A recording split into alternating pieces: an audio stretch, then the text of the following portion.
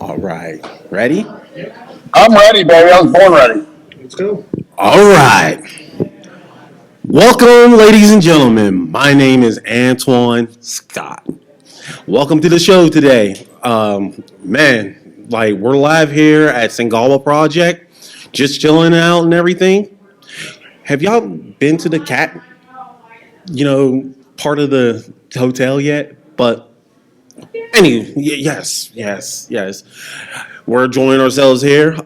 Today we have two special guests today. Right beside me is a gentleman who is a mountain of man, beast mode of a man. He is goes by the name of Beastman.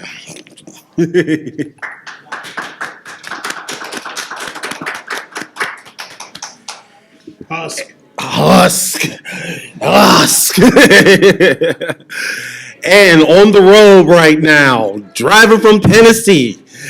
I don't know where he at, but he's not having We're wild West Virginia right this minute. well, riding in West Virginia right now. He is known as the Big Boss, Glenn Spectre. What's up, people? What's going on? The relevant Japanese portion. I was Wonder Man or Glenn Q Spectre. Yes. So brought you on the show today. Just want to talk about a couple things, man. Like, how's the indie scenes been with y'all too? Like, have y'all, traveling around Japan, things like that. So we're going to nail these questions right straight down the line. Okay, so let's go. All right, let's go. So, for the indie scenes in Pittsburgh, like, there's been a fluctuation of everything, like with the indie scenes, man. How y'all feel about the indie scenes right now, like throughout the city of Pittsburgh? Like, Beastman, what do you think, buddy?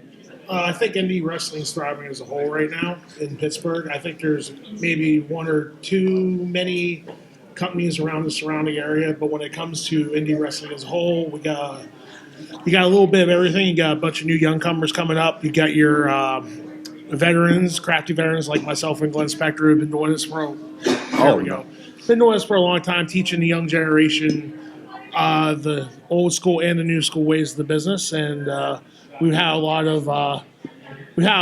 of people come out of Pittsburgh that are currently now on WWE TV and AEW television, NWA, MLW, and international stars like myself and Glenn working in Japan. So right now, Pittsburgh is thriving on the indie scene. Yeah, man. There's a couple shows tonight, if I'm right. There's one at the winery, if I'm right. Yep, that's Russell Rex down at Sea Winery down at the Strip on 31st Street. I will be there tonight. So if after the con, if you guys get something going on, come down to the Sea Winery and check us out. Husk. Yes. I will be in Uniontown tonight. I'll be wrestling for Rise Wrestling against the Master of the Canvas, Sebastian. That show starts at 7 p.m. tonight in Uniontown Mall. Nice. That is awesome, man. Like, it's just been big with, like, indie at this moment, man. Like, but, every wrestler have an origin story. Every wrestler have that little origin story. Like, Glenn, what is your origin story? How you started, sure. man? So, it's kind of a little convoluted, but I was a huge wrestling fan growing up, which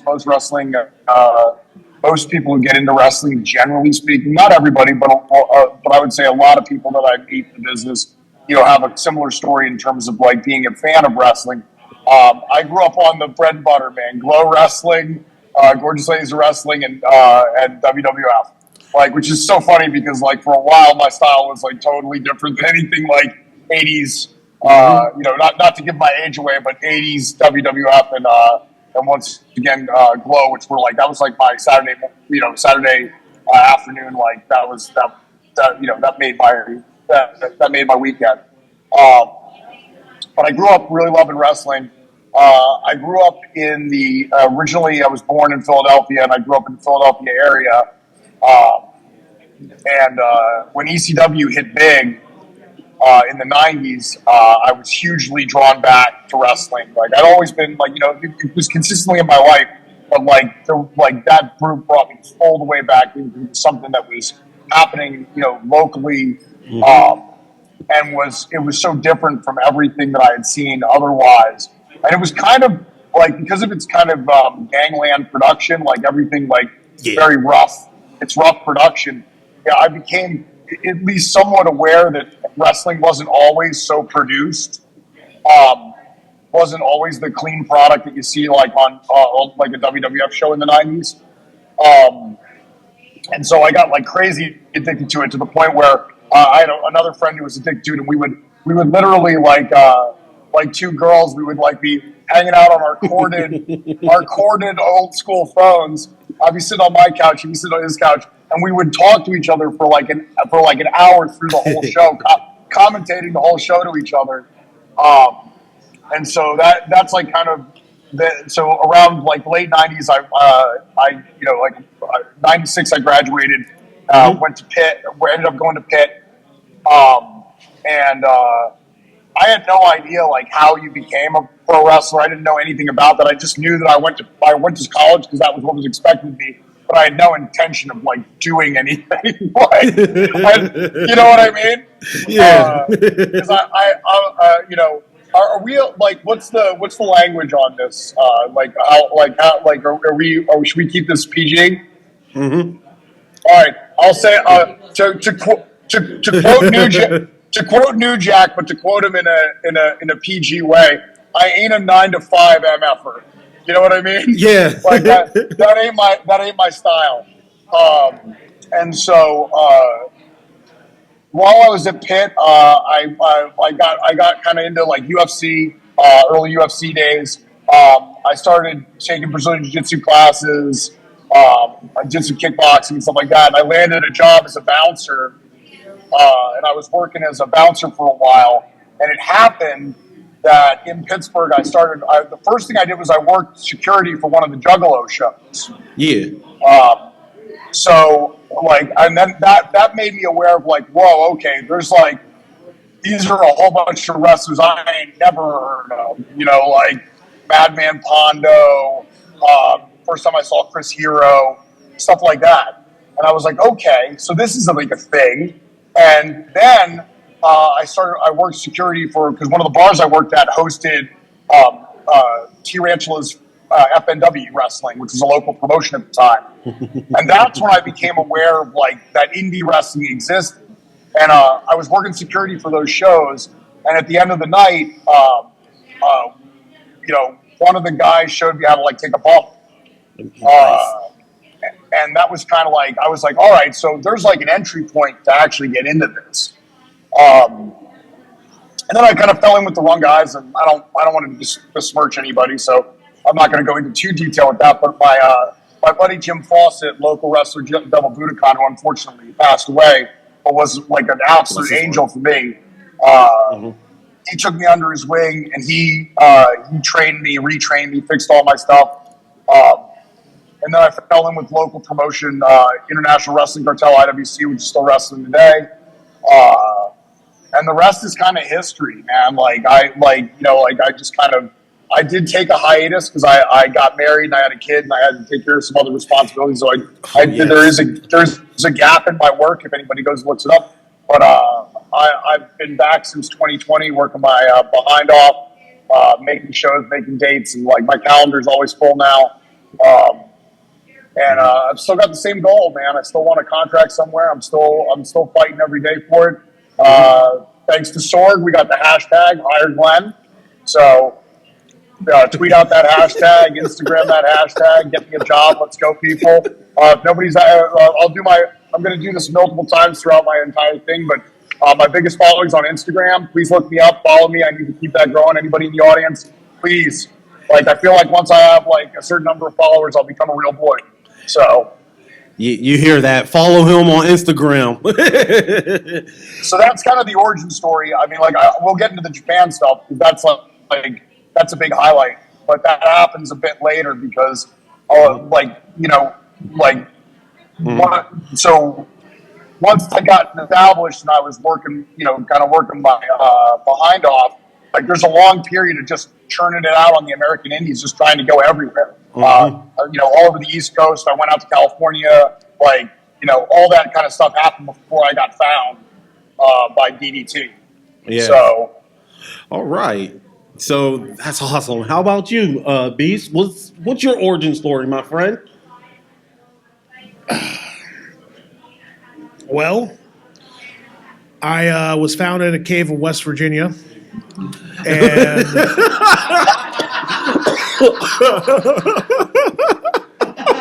long story short, my quote unquote parents, where I was raised by mountain men in the deepest, darkest parts of West Virginia, and for some reason, about 3 miles outside of deepest, darkest West Virginia, they had wrestling every Thursday night at the Oak Hill Armory in West Virginia, down in southern West Virginia, about towards Beckley, Charleston area. Used to go to that and watch it every Thursday night for about 5 or 6 years, and then for some reason, my family got civilized and decided to move up to close to here, a small, quiet Bolivian village known as McMecken, home of Charles Manson. You can look it up. Whoa, Jesus, man. You can look it up. All right. My best friend lives in his house that he used to grow up in. Oh, my. And when I was growing up, I was an only child. My father passed away, unfortunately, when I was 15, doing savage things, like trying to catch a fish in the Ohio River by jumping off a train trestle. Oh, my. Ooh. Yeah, it didn't work out well. And my mom, she had to stop her savage ways and get a job to support real life. And she was never home, but I learned how to watch a television, and I started watching Monday Night Raw and SmackDown and stuff like that. I didn't know English at all back then, so the only words I knew was which I think it means like shit in English. I'm not sure. So growing up, I never went to school and was homeschooled, so that should tell you how my education went, being from the mountains of West Virginia. But went to my first indie show when I was 15, and there was a guy that Glenn talked about a minute ago named T. Rantula. He brought his ring to the show, and I'm like, I'm going to see Hulk Hogan and The Undertaker. We're going to see these guys, and I ended up seeing a guy dressed up as Doink the Clown. So, no dink. There was no dink there, unfortunately.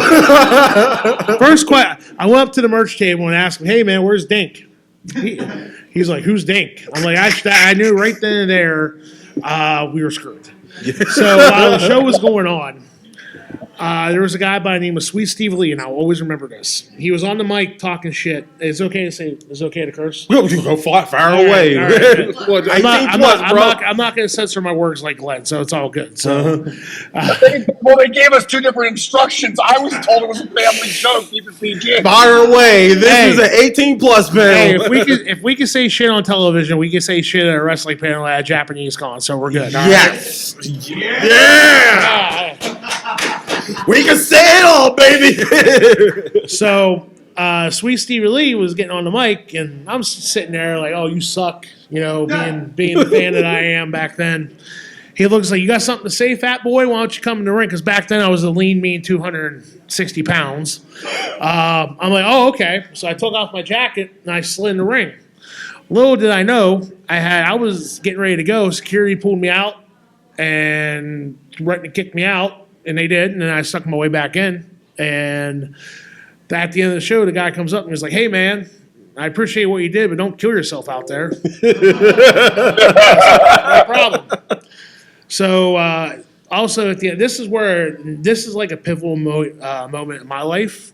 Everybody has these moments where you know what your destiny is. Mm-hmm. And there was a bunch of kids in the ring, and T. Ranchel was trying to get the ring down, trying to ask people to help him because, it's like tearing down a ring. No one wants to help. They want to go home. He's like, hey, man, you help carry some stuff. I'll let you get in the ring for a couple minutes. I'm like, all right.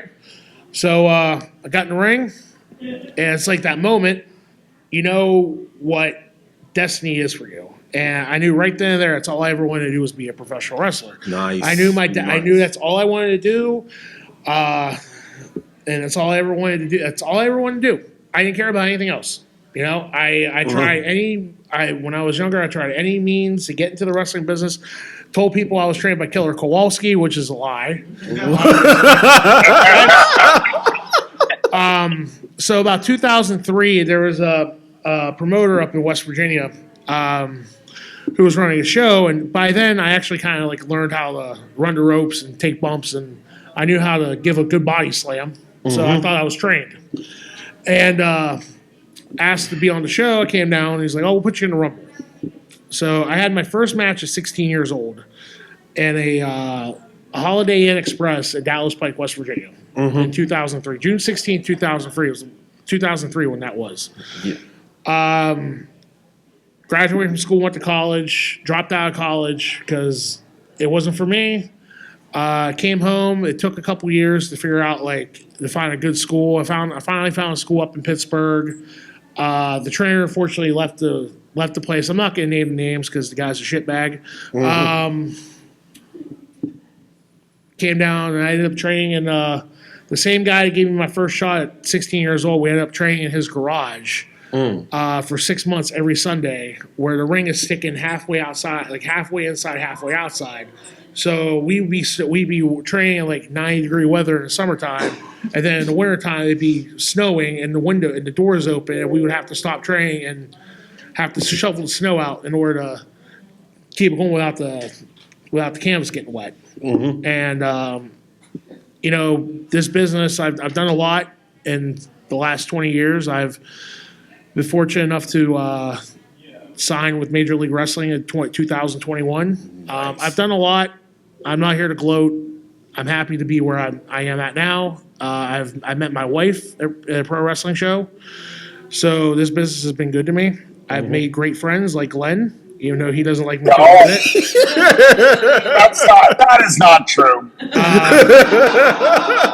But it's my boy. But my one dream, it wasn't about making it to the big leagues here in the States. My dream was to wrestle in Japan. And last December, I had the opportunity to wrestle. If you guys know about Japanese deathmatch wrestling, about Big Japan wrestling, man. I had the opportunity to wrestle Shadow WX and Madman Pondo. And that opportunity led to me getting a text message in April of last year about me going to Japan. So in this past July, I got invited to go over to work a tour of Big Japan Wrestling. So the jacket you see here is this wasn't bought. This was given to me by the people over there. And I was fortunate enough to be invited back. I went back in December. Actually, on New Year's Eve, I wrestled for their World Deathmatch Grand Prix. Wow. And made it to the semifinals. Pissed off the internet because I beat Schlack, if you don't know who he is. Let me tell you something about Schlack, all right? Schlack is probably the most he's probably when you say deathmatch wrestling, you got three people to think of in modern day deathmatch wrestling. Masada, Schlack, and myself now, because I beat Schlack. Yes. So, take that, Schlack. Okay, if I'm going to say deathmatch wrestling in the U.S., it's Schlack, Masada, Dr. Redacted. Those are the three that are the most popular in the United States now. Masada's awesome. Oh, Masada's great. Yes. And he's been awesome for a long time. And the thing with, I'll be quite friendly with you guys, I've never done deathmatch wrestling until I went over to Japan. I've been a fan of it. I've always wanted to, I didn't want to do it until the time was right. So being able to go over there and have that opportunity twice is making me go back for a third tour for 3 months in the summer. So that's my origin story. I mean, there's really not a whole lot to talk about. Thank you guys for having me today, and let's have some fun. Yes, let's have some fun. Yes. So I guess I should say how I got to Japan. Yes. So since we're at a Japanese pop culture con, 18 plus, that is the main subject for today. Makes sense. Is Ken Christopher in the car with you? He's probably He is. Where is he? Hi, Ken. Right there. That's Ken Christopher, everybody. Let's give him a round. Hey, Cam, what's up? Give him a round of applause. Hey, why are you shutting the door? Don't shut the door. We want more people to come in. Hold on. Oh, shit. Kane Christopher. Oh, gosh. Kane Christopher is my tag partner in the hottest tag team in the entire nation right now. Troublemakers. We just got back from fighting the Country Gentlemen for the NWA US Tag Team titles. Which we were close to till there was, you know how it is. Those Kazana boys, second generation wrestlers. Hold on, Glenn. I gotta do this real quick. Husk. All right. Right. Second generation wrestlers in their own daddy's promotion, using every trick in the book to hold on to those belts. But we'll get them next time. Cowpoke Paul is also in the car, but like after yesterday, he's zonked for the moment. So, so Japan. So rewind the clock to like, I want to say 2003-ish. So I at some point I wrestled a few shows in the Johnstown War Memorial that were like fairly big in terms of, because the names that were the main events in them, like they had a lot of like Shane Douglas was on Raven, Dusty Rhodes, and so they were pretty big draws. And by luck, one of these shows, a Japanese promoter and a guy who was absolutely pivotal in me getting over to Japan, a guy named Makio Kodama, who owned at the time, I think, sorry, you're breaking up, my friend. Like, oh, shoot, I'm breaking up. Yeah, you're fine. Better now? You're just breaking up now, but you're good though. He's probably going through Somersville. Yeah, tell me if it becomes. I'm in Flatwoods right now. I don't want to stop in case we hit the monster. I know it.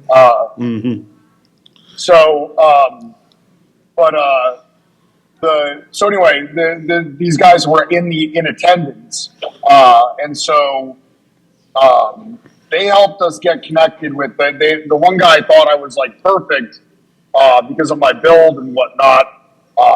Number one, that I could wrestle, which was really important, that I was a good wrestler, but also that my look and my build, that I would be because I look very different than I look right now. I was 195 pounds, 11% body fat, shredded six pack. Age catches up with everybody, I guess. But that I would be the perfect tag partner for this guy, Danshuko Dino, who's still a top guy in DDT. Great dude. Hey, Glenn, hold up a second. So the pictures that you showed me, those weren't AI from when back in the day? They're not AI. They're not AI, you son of a bitch. I look better than ever. I don't know what you're talking about. Like every wrestler, baby, I get better with age. So anyway, the conversation we have a great, probably one of the greatest AIM conversations you could ever imagine. And I'll give you a quick rundown on it because I think it's pretty funny. But they're like, all right, so we're negotiating. They're like, we're gonna have you come over, but we need to change your gimmick. And I was like, sure, I'm not like attached to anything in particular. And honestly, I'll do whatever you want if I can get what I want. Get my this is what I want. I want to make a living doing wrestling. I want to make money and go over there and do all those things, And I at that point I was like, I really got into Japanese wrestling in general, just watching it. And I'm a big fan of like Yuji Nagata, Keiji Muto, because everybody, everybody from like Michinoku Pro, and also the Americans that went over there, Stan Hansen, Vader, And so I kind of had this image of like what I was going to be like and what I was going to do. Well, let me tell you, none of that was what actually happened. DDT is an amazing promotion. I would love to go back. I hope to someday be invited back again. But it is much more American style wrestling in terms of like showmanship, really over the top gimmicks. and it's very like I at the time especially I would have said like it's the most American of the Japanese wrestling commercials. Once again, in terms of its presentation, like like it had a lot of those Attitude Era kind of ridiculous storylines, and sometimes even more over the top. And I can get into that later and tell you some of the because I worked with a guy. One of the guys I worked with a lot was like Poison Sawada, and like in storyline, he is a snake transformed into a man who is a mad scientist. Like, which is the coolest gimmick ever, but I'm just saying, that's the kind of gimmick that was going on. You know, like really over the top stuff. And I was always used to Japanese wrestling just kind of being presented as like sport, like, you know, as opposed to like the way American wrestling is kind of an over the top violent soap opera. So he's like, you know, we're going to have to change your gimmick. And I said, well, what do you want my gimmick to be? And he goes, we want you to be like Freddie Mercury. And I said, so my first response was, who the fuck is Freddie Mercury? And the next line is just one word. He goes, Queen. And I'm like, I still don't quite get what he's getting at. I like Queen. I'm a Queen fan. And I'm like, okay, you mean Freddie Mercury? And I said, all right. I was like, I can do that. But I was like, but you got to understand, you're going to have to dub me. I can't sing. I don't know. And he's like, and then the next couple lines are just, no. I'm like, okay. And he's like, and I'm like, and then the next reference, so crazy to me, because it's like a reference that like it's very time dependent and everything else, but there's a gay bar in the movie Police Academy. And it's called like the Blue Oyster Bar or something like that. And like he put that there. And I was like, oh, and then I'm like, oh, you want me to be gay? And he's like, yeah. And I'm like, well, why didn't you just say that? Like, you know what I mean? So they needed an American wrestler. They wanted to do a storyline because Don Chukaduno, who's one of their top baby faces, his his character, but also him actually, I believe in real life too. But like at the time, we didn't know we didn't know whether it was a work or a shoot or whatever. He was playing this very over the top. It's actually a way more common trope in wrestling than you think. Not so much now because you have to remember this is like late '90s, early 2000s. Politics have changed and things like that. But this kind of gimmick, like the effeminate heel, like that kind of whole thing was like a thing. You can go back to like Gorgeous George, Adrian Adonis, Adrian Street, like Gold Dust. Like this gimmick was actually one of a fairly common gimmick in the stateside. Over there, though, it was very different. Dan Chukaduno was top babyface. Like fans loved all this stuff. Yes. And so the idea was they were going to bring me over, and the match was literally going to be like, who wins, American gay guy or Japanese guy? If you go back and watch, like if you see our match, like that's literally how it's built. That's the entire build-up, you know? So that was my first experience in Japan. I went over with a guy named Shirley Doe, who is a local. He's trained a ton of guys in the area. Local legend like himself. We went over, and the first tour, Dino and I just killed it, man. And they immediately called me back, and they were like, "What's the next thing you do when you have two rivals?" Yes. You know, I think you can imagine. What do you do with these two rivals? Oh my gosh, the mega powers of gay wrestling, I guess. What do you do with them? Don't have them fight. What's the next thing you know? What's the next thing you do? You put them in a tag team. Team match. So they brought me back as his surprise tag team partner, and I am the first American wrestler to win any title in Japan. And as much as I love the guy's work, not Kenny Omega, okay, me, Glenn Spectre, I was the first. Okay? But he's more well known, obviously. Mm-hmm. but I was actually the coach. And that's on the Wikipedia page. You can't take that away from me. So I ended up doing 2 more tours for them over the next like years or so. My longest tour over there was I stayed for an entire month. We did a ton of dates on that tour, and it was a fantastic experience. Wrestling in Japan, like we'll get into like more detailed culture shock stuff and stuff like that, but absolute blast. Everybody was fantastic. One of my last and best matches from that tour, from those tours, just popped up on YouTube randomly. It was Dan Shukodino and I versus Kota Ibushi and Daichi Kakamoto in the finals of the 2005 tag tournament. So you can go look that up on YouTube. It's awesome. If Sword can throw the link in somewhere, like, because that match is just some of my best work. Yes. So That's all I got. That's all I got to Japan. And like I said, I hope nobody's like offended. Like I didn't do it to offend anybody. Like I did what I was told. I was an actor playing a role. Hey, everybody okay? Y'all good? All right, everybody's good, man. Like, if you just been joining us right now, like I have Glenn Spectre on a Zoom call and Beastman alongside with me here. Husk. Huh? Husk. Husk. Yes. Husk. I'm so sorry, my friend. What?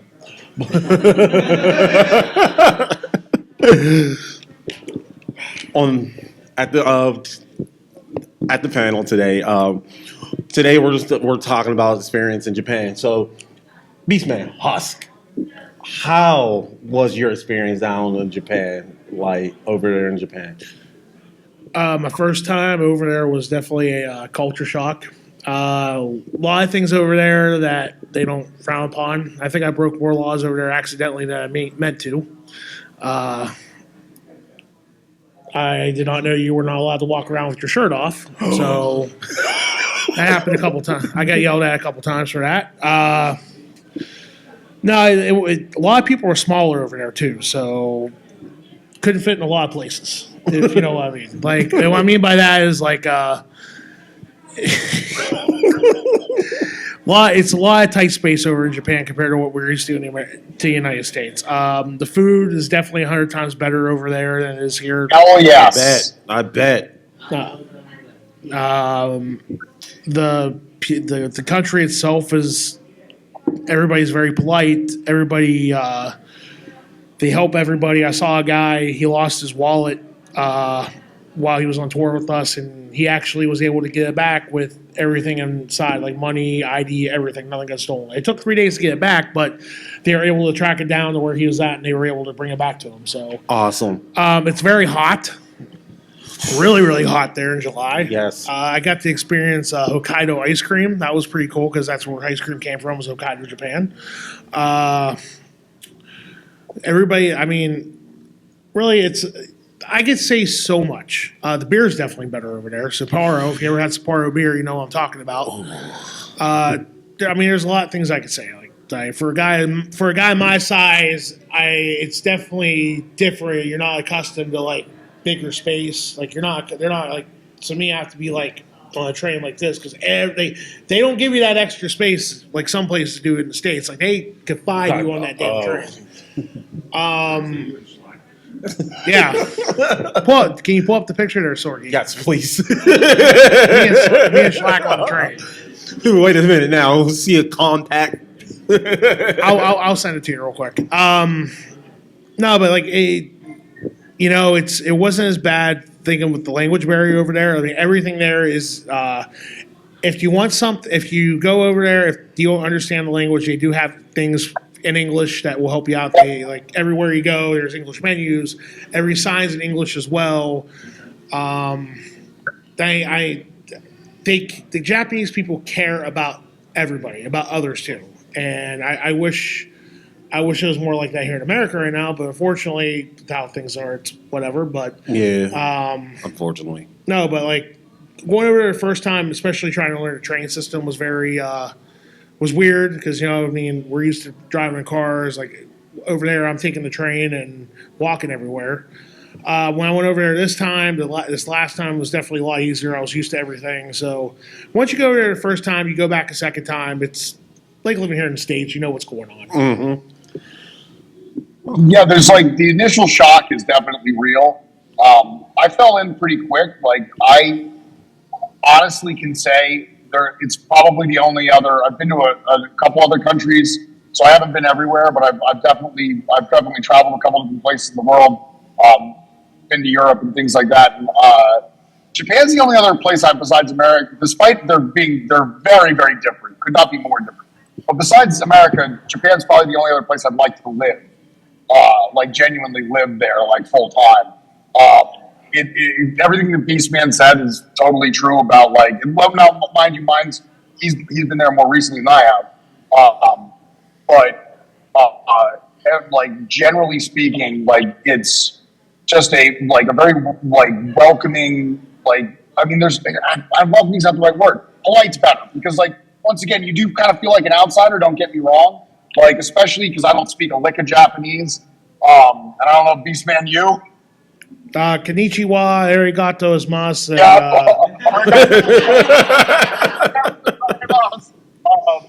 That's all I know.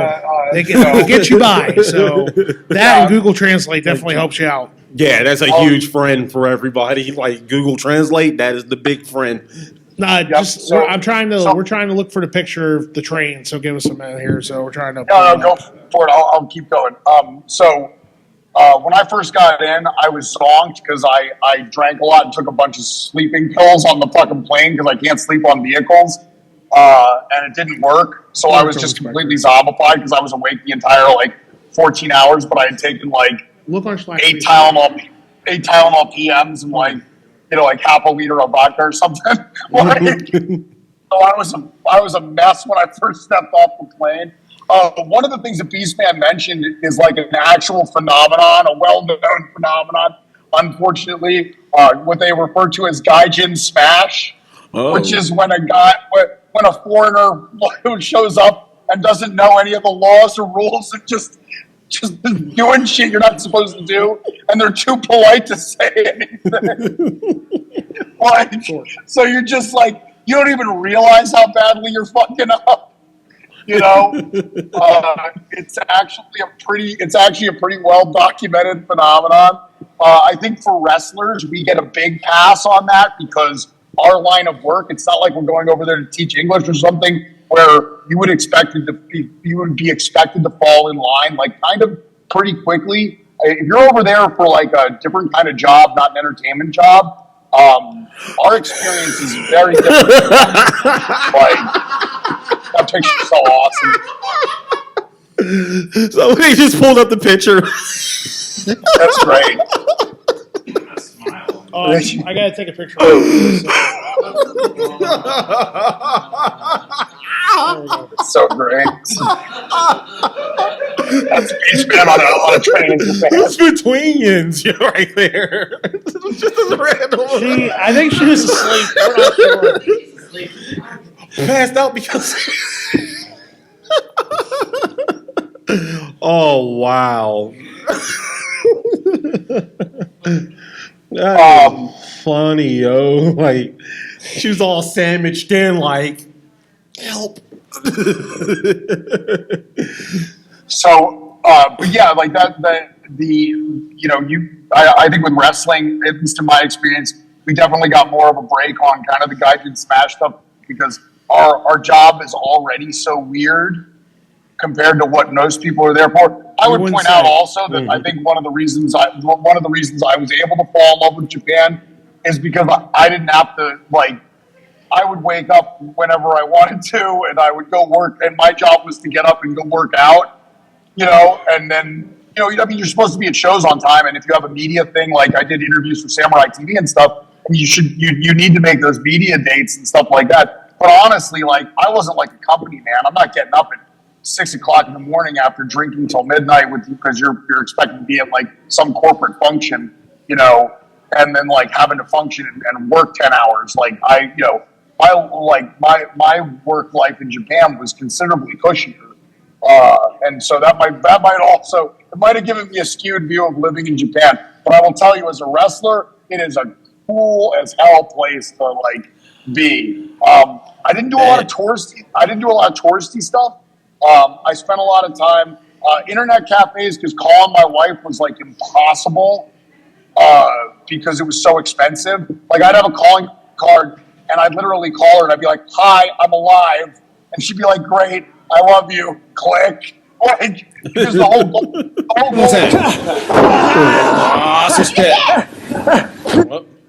Yep, that's the match. You can pull it up. We can watch it just a little bit. Yeah, dude, this is a great match, man. Like, look at that. Oh, this guy. I told you, man. Dude, I'm good. I have no problem putting myself over. I'm very good at what I do. He's all right. He's okay. He's all right. It's okay. So. Wow. Yep. Yeah, like I said, people can watch that. Like I said, go. Like you can watch the full thing for free. Mm-hmm. So how was that match? Like just wrestling with somebody like, just going in that ring, wrestling with them like that. Sword, cue up me choke slamming Kota Ibushi. It's super important for my ego. Mine in again? What are you talking about? It's on Tuesday. What was it like? I mean, it's incredible. Number one, you're working in front of these big live crowds. I main evented Corkin Hall 3 times in front of a sold out crowd. Like, what could be better? Mm-hmm. Like 2,200 people, I think is what's that building capacity, Beastman? So something like that, right? Mm-hmm. Like about 3,000 people, yeah. 3,000 people. So you're main eventing this giant crowd. Like you're making real money, which is hard enough. I mean, like, talk about the state of the indie business, man. Good luck. But you're making good money and you're on television. Honestly, I mean, like, is there a bigger high? I hate to be cliche, but it's exactly what you'd imagine. Like, if your goal was to be a wrestler, hey, best for bestest. I don't think. Hey, Glenn, can I jump in real quick and say something real quick? Yeah, go, brother, go. Over in Japan, like, Puroso is considered they treat it like a full-time job. It's not like the indies here in the States. Like we work almost every day of the week, like even on Mondays and Thursdays, like Mondays, Thursdays, Saturdays, Sunday. Like we run different days. Yes. So it's considered over there a full-time job, which is great. That is amazing, man. Like working full-time job in your dream career, man, over in Japan, it's probably the most amazing thing in the world, man. Like, one of the like, I consider it like it was. I don't have too many claims to like. I haven't finished. I've got a lot more of my story to write. Quote Cody Rhodes. But one of my, like I said, one of the things I loved about it was like wrestling. The Japanese wrestling that I got to do was one of what allowed me to have a year where all I did was wrestling. That was my job, and it was. And if you know how hard that is to do in this business, that's amazing. Nice. Yes. How about you, Beast? Yes, sir. Husk. Yes. So how about you, man? Like you was recently over there and everything, doing death matches and stuff. How was, like, not just the experience, but like, I say, hey buddy, you've been here twice. Come and sit down. Come on, come on, man. Like, have a seat, brother. You've been bouncing here twice. So, all right. I lost the question. Like that death match, man. Like, how was that? Like in general, how was that match in general? Like, how tough was that? So it's a whole, okay, Glenn's been waiting for me to answer this for weeks too, by the way. So. Yeah. Okay. So to answer this question, it's completely different than what I'm used to. Okay, ready, come! Okay, so it's completely different because you're going into an environment where the unexpected is expected. You know, we're going there. We're working with like things that are unordinary, like light tubes and barbed wire. Oh, we got it right here now. Stuff like that. As you can see right here, we're doing a barbed wire boards match. This is actually funny story about this. This was on my birthday, and this was the main event happy birthday. in Sapporo. Okay, so this is pretty cool. Don't really have I ain't getting hit with a light tube. I mean, it's what you would expect. It's going to cut you up. You're going to get bloody. But, you know, for me, it's more of I like that grit. I like that toughness that the deathmatch wrestlers have. And I feel like I definitely have that. It's a different feeling compared to working a regular match because you get that rush, that extra pump of adrenaline that a lot of people don't feel everybody gets to feel like a natural high every once in a while. This being over there and doing this stuff was the high I got from that was so natural. You can't. It's hard to come down from. I'm very select here in the States. I'm very selective of doing it myself because it's a lot different over there than it is over here. And as you can tell, we're telling stories. And you can tell a story. A lot of people think deathmatch wrestling is hitting each other with weapons and all that stuff. It's not that. You're telling a story a different way compared to what you normally do. So here, if you're watching right here, you can see Wakamatsu's trying to shoot me off. I reverse him. He holds onto the rope, and fuck you, we are gone.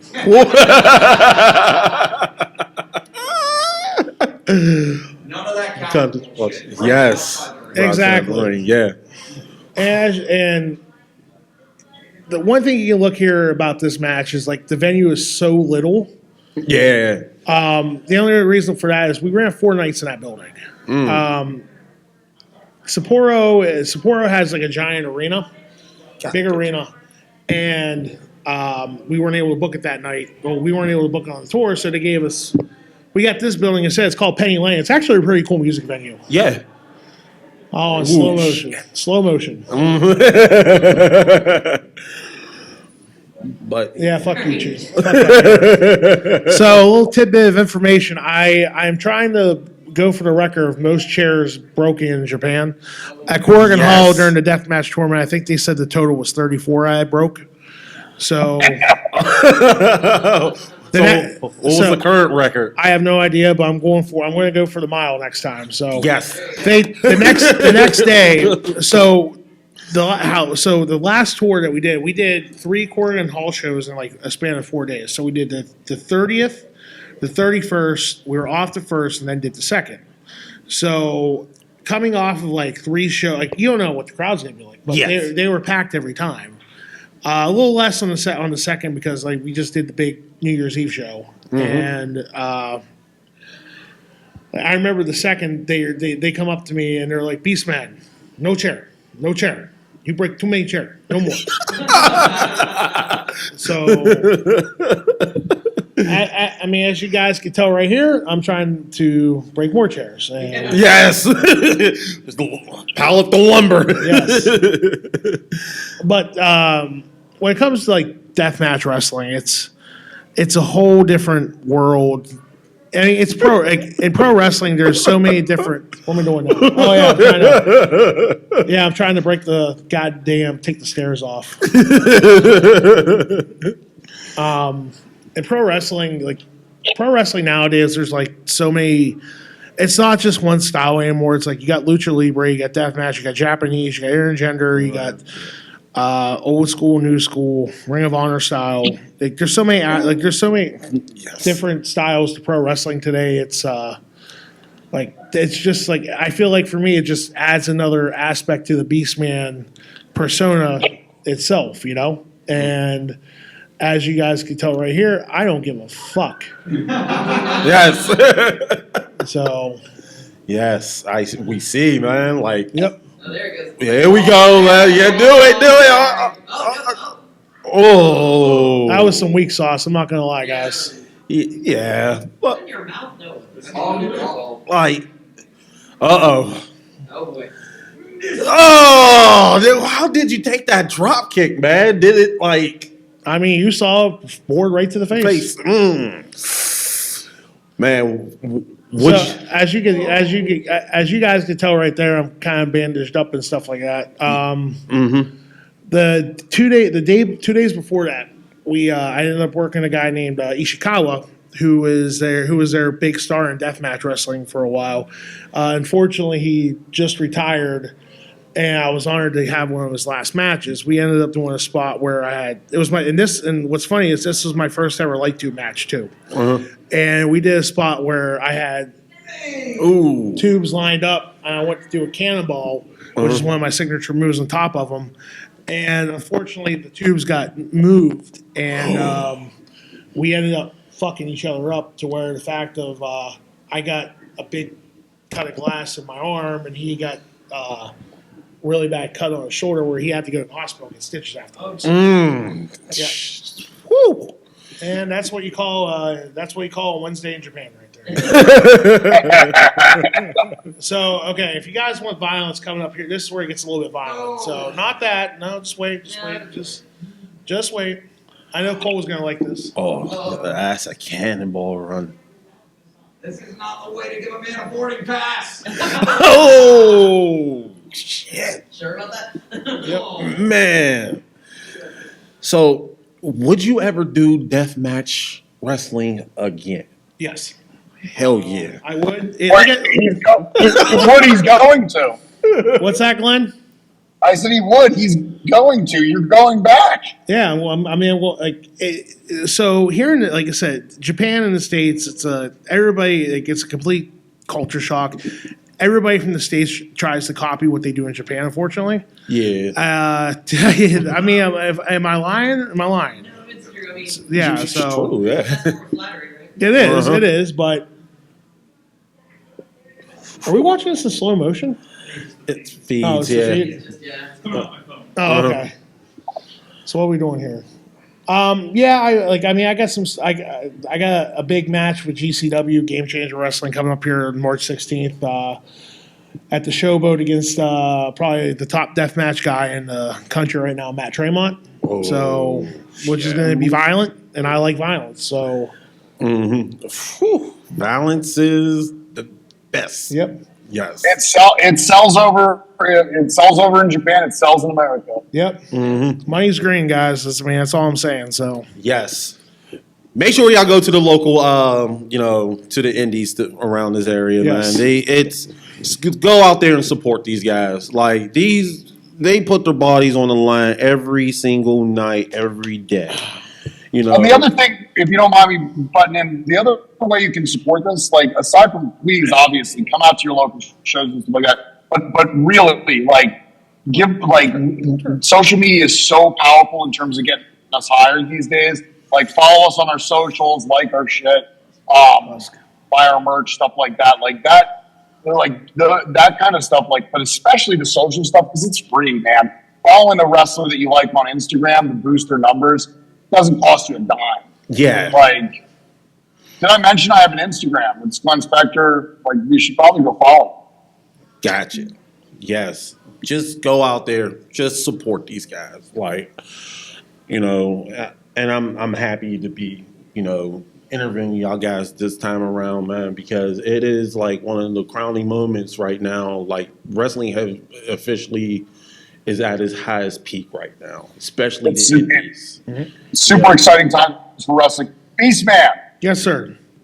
what was your favorite? I'll tell mine afterward. But what was your favorite when you're not working? What did you do to kill time? What was your favorite thing to go do? Where? In Japan. Oh, Yes. Remember the point of the interview. Well, Glenn, sometimes you do go off subject with things. I didn't know where you're going from there. My favorite, a couple of my favorite things I like to do, I like to go check out the scenery, obviously, because being a gaijin over there, you definitely want to check out the stuff. I went to the mark spots, check out little shops. I think my favorite place I went to was Totocon, which is a a vintage wrestling, which is a Japanese wrestling store where it's like you can buy old wrestling posters, DVDs, magazines, and stuff like that. I like going there a lot. Going to I love the food. I mean, can't beat Mr. Danger Steakhouse. So shout out to Mr. Danger. So Shout out. getting to work out with the Japanese guys in the dojo was really fun. I got to learn a lot of new experiences over there.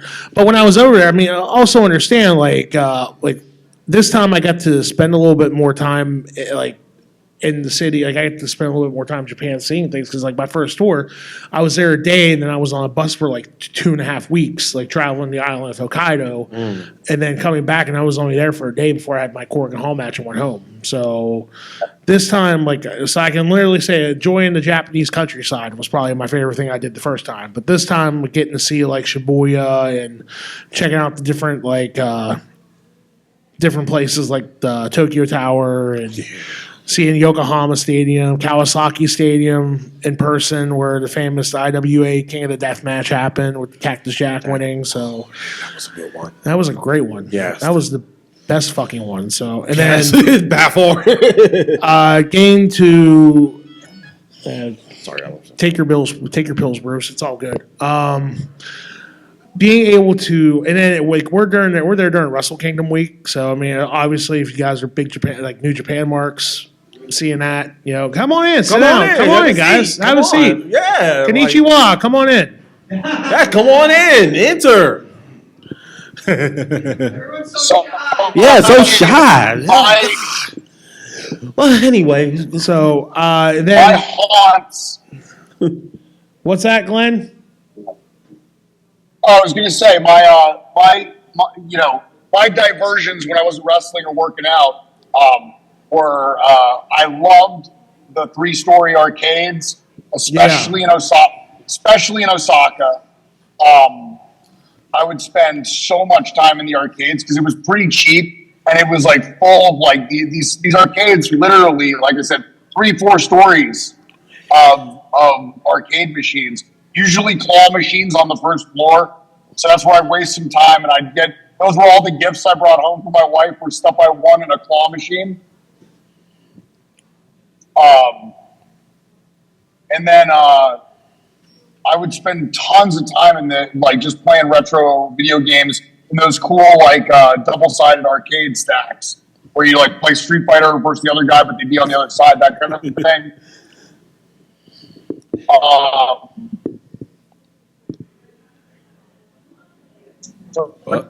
I think that's the first time I ever heard Glenn speechless. So, It's breaking up a little bit, but or he froze. yeah. Oh, jeez. All right, hold on. Let me see if I can get this thing up. Any better now? No, Yeah. no, I can't hear you at all. Dick. Anyway, it was like I said, the arcades and the food. I just spent so much time in arcades over there. I love retro video games anyway. Yeah, you'll like it here at Sangawa because they had a couple of arcades from Japan and everything. So They got the drum game. That was pretty cool. yes, yes, yeah, you will like it here, man.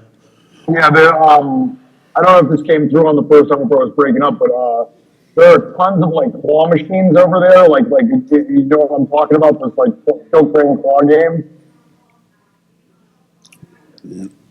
What was Did that? it check out? Did it cut out again? Are we screwed? What am I doing now? What was that, man? Yeah, if I'm not coming in at all, let me know. I can reconnect with something. All right, so for those who don't know where Glenn's at right now, I know exactly where he is. If you guys don't know where West Virginia is, this is West Virginia, okay? This is the state of West Virginia. Okay? And if you look, so he's probably up here, and if you look, between Elkins and Buchanan and where he's at and the cell phone service is the best. As you can tell, he's giving us the thumbs up right there. So he's going to be going in and out. So I got I'm you, messing Glenn. with I it. got Is you, this Glenn. any Don't better? worry. You're good. You're good. I'm good? You're good. You're good. All right, so now I'm just now I'm making going to sure. give this short, I'll give the short version. So in these arcades, they would have these claw machines, mostly on the first floor. Have I gotten that far? Yeah, where was the gotcha machines at, man?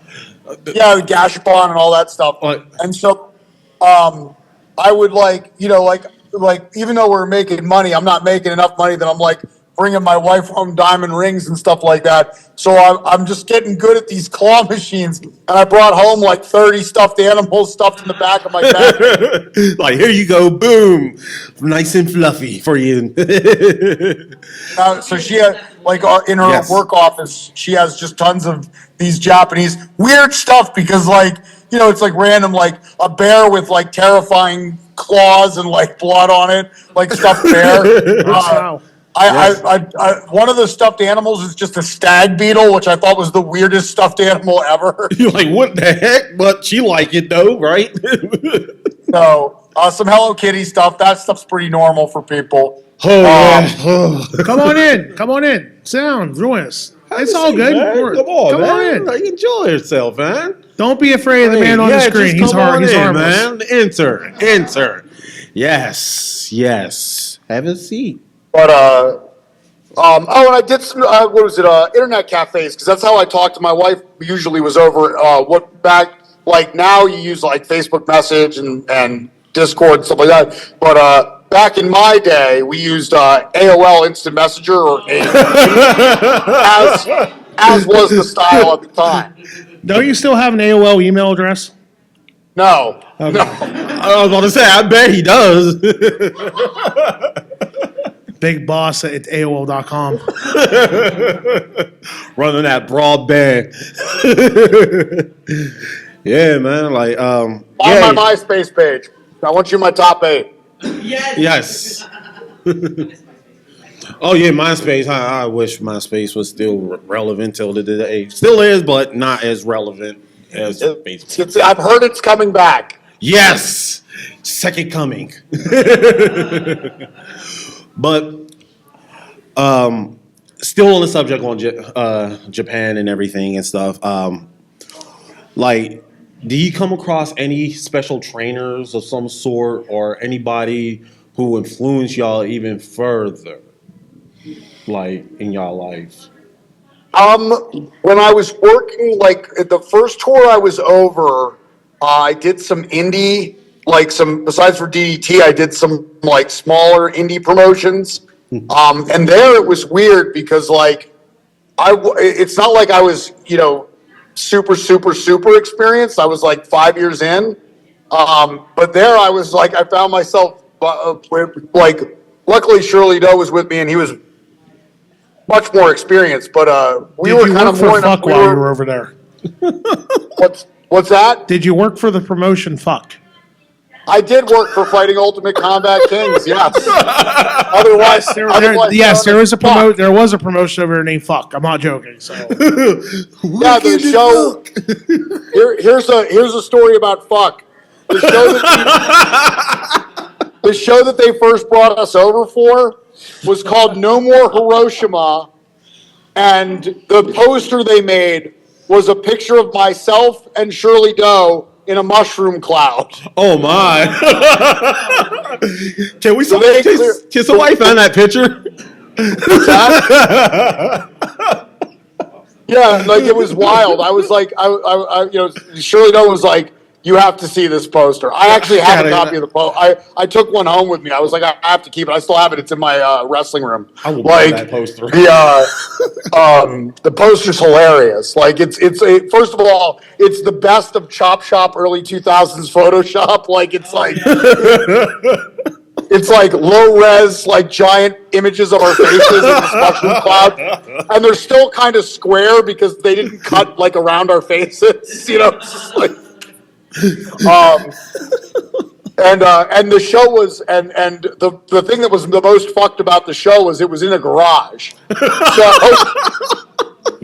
I was like, that was the first show we did, and I mean, don't get me wrong, the rest of the tour, and look, I even appreciate those small shows, but I will say, as an indignant 20-something-year-old who had imagined I didn't realize how great the the Cork and Hall shows were going to be and stuff like that. When your first show after a 14 hour, was it 12 hours there, 14 hours back, or the other way, 14 hours there, 12 hours back, whatever it is, like, after being on a plane for that long, to jump off the plane, try to get like one night of sleep, and then to roll up into a garage Hi, and Paul. wrestle in front.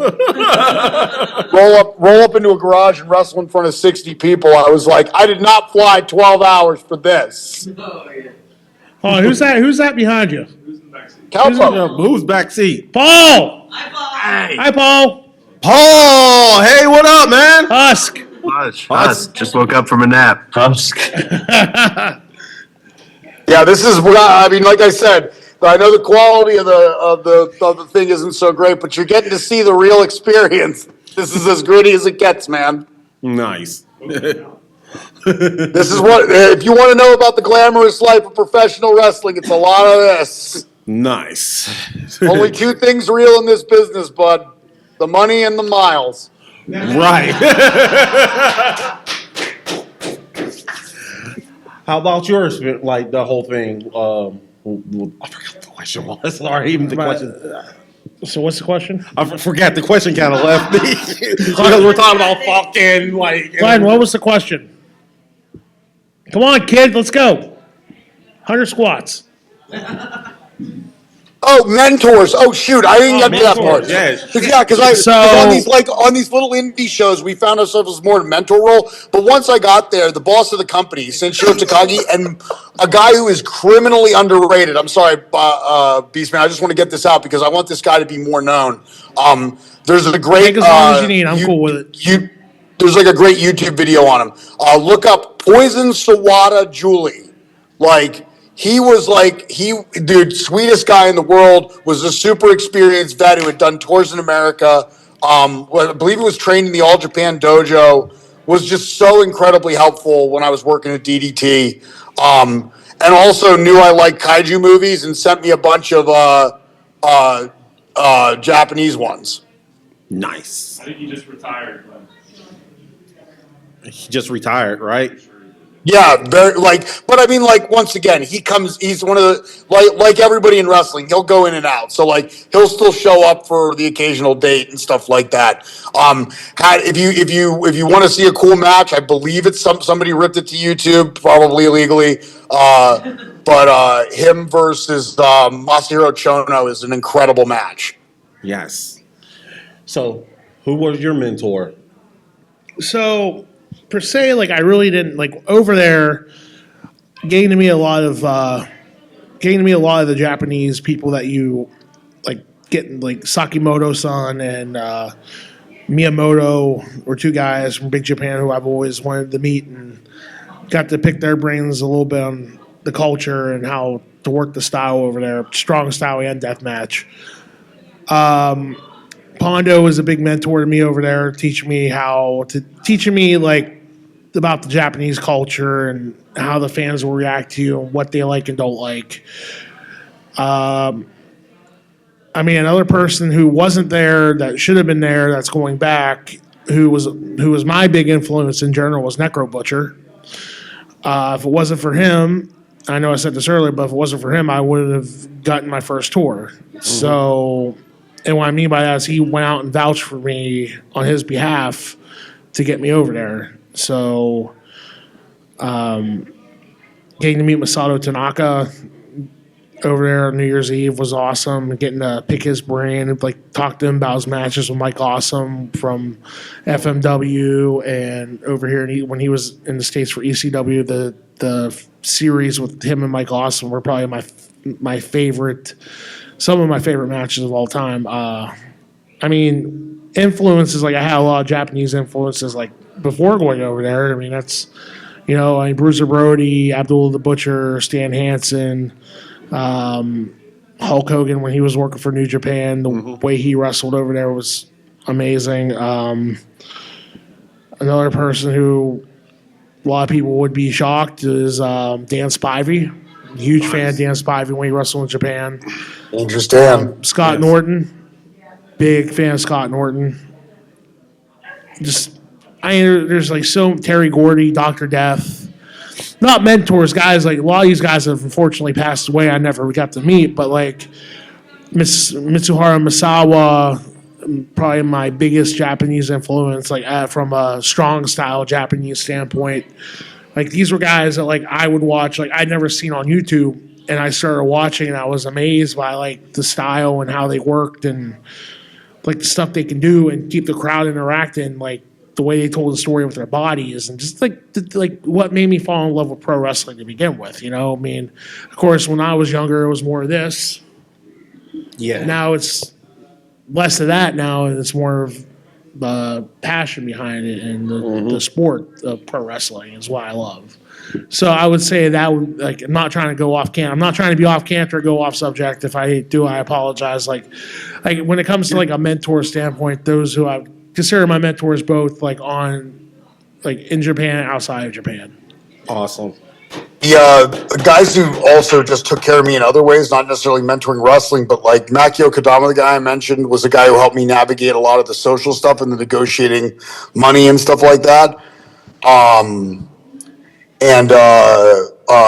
He wrestled for another company, but a buddy who wrestled over here for a while too, Japanese guy his gimmick name is Soldier, because he was a soldier. Very on the nose. He took care of me, had me at his house a couple of times, like, and once again kind of helped me learn stuff, navigate stuff. Kabuki Kid, another guy who I didn't get to work with a lot over there because he worked for another company, and there was like there's some real territorialness to companies. Chris Hero invited me to come see him wrestle because he had come and seen me at DDT, and I forget who he was working for at the time, but he invited me to come watch him wrestle. And so one day I showed up at the show, and I shit you not, it actually got out that I had been at that show. Oh. And Takagi-san, Senshiro Takagi, the boss of the company, they contacted Mackie, my contact, and was like, "Is this guy jumping ship? Oh. Like, is he going to screw us on this tour?" Because we're like mid-tour and we're working up to the big Corkin show, and they were worried that I was going to jump ship like midstream, or that I was negotiating more money or something like that. And it caused a little bit of social grating, because I honestly, and I said, I was like, Chris, I'm just going to see my friend wrestle. That's it. It's not a big deal. But I'm trying to think if there's anybody else, like Mikami, who was a big guy in DDT. He booked me for Cruiser's Game, which was his like specialty sideshow that was very wrestling sport focused. And he was what I appreciate about him was when I showed up for that show was the first time he was just, he's like, no gimmick. He's like, Glenn, tonight, no gimmick. And I was like, no gimmick. And he's like, wrestle. Like, he's like, he just wants people to see that I could wrestle, that I could just work. And so that was like the first match I had in Japan that was like a sport match where I didn't do any shenanigans, no comedy, like just wrestling, which was cool to have somebody like do that. And of course, my tag partner, Dan Chigodino, took care of me a ton because we were working together so close. Like, he was always like coaching me through stuff. Nice. So we're winding down to 10 more minutes into this panel and everything. So do anybody have any questions? What's steak story? What was that? Steak story. The steak? Story. The steak story. Steak story. Not the ones where I almost died. So I don't know about that steak story. no. Glenn was just a part of one a few weeks ago. We don't need to go through that again. So. What is this? Are they talking We're not talking about Applebee's. We're talking about something else. No. Are we talking about Ribera? No, not Ribera. No. Okay. So over in Japan, there's vending machines for everything. I'm like, it's awesome. Like every street there's no trash cans. There's vending machines out the wazoo. Awesome. So we're, I think it's like the fourth day of the tour, and we're somewhere in Hokkaido, and we stop at this rest stop.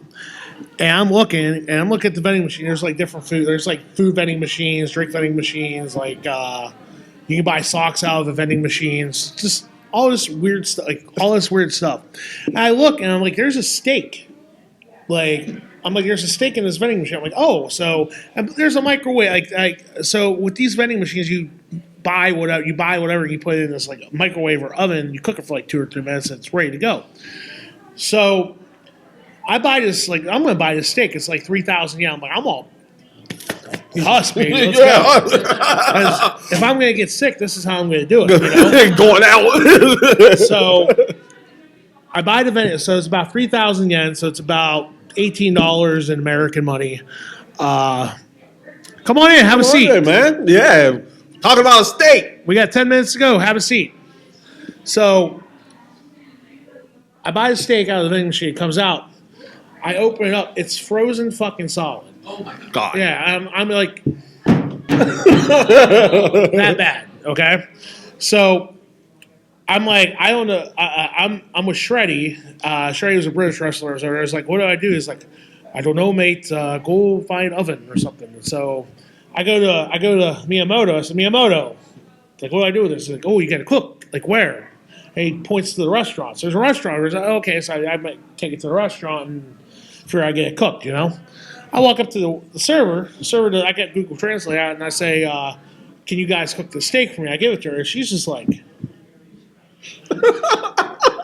And then she pulls out, like, a piece of paper, and it has, like, an English menu of, like, the food on there. I'm like, no. I'm trying to give her the steak to, like, get it cooked. And then somebody comes up who speaks English, was like, what, can I help you? I said, yeah, I'm trying to, I got this out of the vending machine. Can you cook this? Like, oh, no, we don't cook the food here. We don't cook that. I'm sitting here. I just bought a 3,000 yen steak, a frozen steak out of a vending machine. I can't cook. What the? And we're in the middle of nowhere. What the fuck am I supposed to do? So I ended up just like, you know what? I left it on the counter. I said gift, and I just walked away. Never to be seen or heard from. Like, I don't know what happened after that. I assume that they just probably cooked it in themselves, or they I just left it there and just went. So the lesson learned is don't buy a steak out of the vending machine in Japan. So Any weird stories with you, Glenn, in Japan? Yeah, heard them all. I'll tell the. Yeah, we heard them all, majority of it. So I'm so sorry. So this one's a simple one, and it's still pretty internet friendly. I'm with the Americans that were on the first tour, and we're at this place called Matsuya, which is a very common. It's kind of like in terms of like how many there are, I'd say it's like a Japanese equivalent to like a McDonald's or a Burger King. There are many, but the food quality is way better. And the thing I liked about Matsuya was it was cheap, and you could order everything with tickets, so you didn't have to speak or talk to anybody. You literally went up to a vending machine style counter, and you'd put money in, and you'd hit buttons, and you'd get tickets, and you hand all the tickets to the cook, and the cook would take the tickets and cook each item, right? Well, one of the items was an egg, okay? And so Shirley Doe's brother, who came with us just to be with us, got, well, among all the other things he got an egg, and I think he thought that they were going to cook the egg. But eating raw eggs over there, I don't know how, it's way more common than it is over here to crack a raw egg over rice and just eat it. You know what I mean? Yeah. So, but we didn't know that, So they hand us all of our stuff, and they hand Noah among all of our food, which a lot of times it's like, Matsuya is a beef bowl place. You know what beef bowl is? Beef bowl is so awesome. I literally would eat beef bowl for breakfast, lunch, or dinner, or multiple times throughout the day, depending on what my budget was at the time. Once again, goal was to come home with money. So they hand among all the items, the beef bowls and everything else, there's just a little bowl, and an egg, right? And so they hand Noah the bowl with the egg, and we're all kind of sitting there, and we're looking at this raw egg, just in a bowl, and so I don't know why this is like the American, like trying to figure out what the cultural relevance of something is. So we talk about it, and we get the idea, like maybe they want you to inspect the egg and be like, yeah, this is good. Like, and so Noah picks the egg up and he meaningfully examines the egg, puts it back in the bowl, and hands it to the cook. The cook picks the egg up, looks at it, like, because he now wants to know what's wrong, sees that there's nothing wrong, puts it back in the bowl, hands it right back to Noah. So we're like, so then Noah cracks the egg in the bowl and then hands the bowl to the cook. Yeah. No. The cook, once again, the cook picks up the bowl. He looks at the egg. It's fine. He puts it right back down. And finally, I was just like, I think he wants you to eat it raw, brother.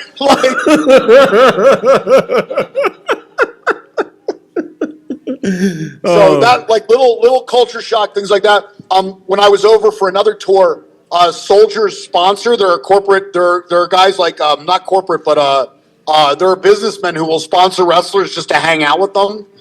Soldier had a sponsor named Torasan, and Torasan took us out. He was the best because he paid for everything and super high-end stuff. He took us out to one of those high-end sushi places. You've probably seen something like this on YouTube, where they cut the fish apart while it's alive, and they just serve it to you, and the fish is still, like, its mouth's still moving, and you're, like, eating it, which was crazy. That was just weird. I mean, like, I didn't have I ate it, but it was just, like, the poor fish is, like, right in the middle of the fucking plate, and it's doing the, like, and you're just, like, eating it. So we're almost, we got 5 more minutes left. So since we got 5 more minutes left, any shout outs, Beastman? Shout out to Big Japan Pro Wrestling. So thank them for the opportunity you've given me. Thank you for having me here today. Thank you. You're welcome. You're welcome, man. Thank you for everybody who was walked in and out during the panel. For everybody who stuck around, thanks for hope we didn't bore you for the last hour and a half. So yes, thank y'all very much, for coming out, supporting this panel and everything. Any shows coming up or anything that's having in their future? Any like handles? Well, if you guys got anything, if you guys don't have anything going on tonight around 8:00, if you guys want to head down to the City Winery down at the Strip, 31st Street, Russell Rex, we got a show there tonight.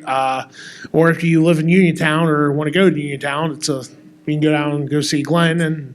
Oh yeah, you can. What's that? Rise Wrestling, baby. Oh, yeah. I'm working. Hold on, Glenn. Let me. You decided. I'm putting you. I put you over for. I'm putting you over, and you're cutting me off. I see how it is. Come on, Bruce. What are you doing? No. So tonight I'm wrestling. If you guys are fans of pro wrestling and have TikTok, I'm working a guy named Jack Vaughn. A big TikTok sensation right now. I'm going to beat the shit out of him. Yes. Other than that, that's all I got. All right, Glenn, now you can talk. Shout out to Husk! Here we go. Shout out to Beastman and Antoine, and thank you guys all. Shout out to Cowpoke Paul in the backseat. Yes. Got a shout out to Kate and Christopher and Cowpoke Paul for the road trip. Way to keep out on the road out there. That's right. Yeah, I'll give a shout out. I haven't worked for him in a while, but I'll give a shout out to Sounds good, Glenn. You're good. Thank you, buddy. Right? Like, I like seriously, shout out to everybody that ever like once again, like Matthew and Shirley Doe were super instrumental in me getting my first opportunity to go to Japan in the first place. Huge shout outs to them. Yes. Big shout out to for sure. in terms of stuff that I'm doing right now. Keep an eye on me, especially with through the social media. I got tons of shows coming up. March is very full. Hopefully, you'll see more of me in the NWA. It's looking that way. We're trending that way. Yes. Tell Billy Corgan to give me a job. I still got to get myself a job first, so let me work on that, all right? I love Right. you, Well, man, no, I mean, already, man. like he should give us both a job because we're both awesome. But no, seriously, like and once again, please follow me out trying to build that. That's my platform. So, and thanks once again, thanks everybody for the opportunity and come see me out in Uniontown. Russell Master of the Canvas, Sebastian, also another NWA guy. All right, yeah, man. Thank you very much for coming on, man. Like, get there safely and good luck tonight, man. Thank you, guys. You Yes. guys have a great rest of the con. Yes, we will. Yes, we'll drink one for you, buddy. Hopefully, we'll see you down in the future, man. Drink more than one. Yes, we'll do. Thank you, Glenn. It's an honor to share this panel with you. Yeah, same dude, We need Beastman, to get y'all back on. same here. Yo, I swear, man, y'all have a little like chemistry here. I love the chemistry. We've worked together a lot actually. The Beastman and Glenn Spectre energy is kind of similar. Yep. Yes, I love it. Have you both on the like at the panel both at the same time? It will be amazing. Bro. It's all we need to do is just bro each other and it'll be a good day. So, right? Yes, bruh. Oh yeah. Yes, and before I log off for tonight and everything, once again, I thank both of y'all for coming and show up for my panel and everything. I know there was folks going in and out and everything, but the ones who stuck around, thank y'all very much for supporting me on this whole hour. And yes, you know it. Yes, Beastman Husk. Yes, thank you so much. I know communication was pretty tough, but you made it here. Thank you very much. I'm honored. I'm happy to be.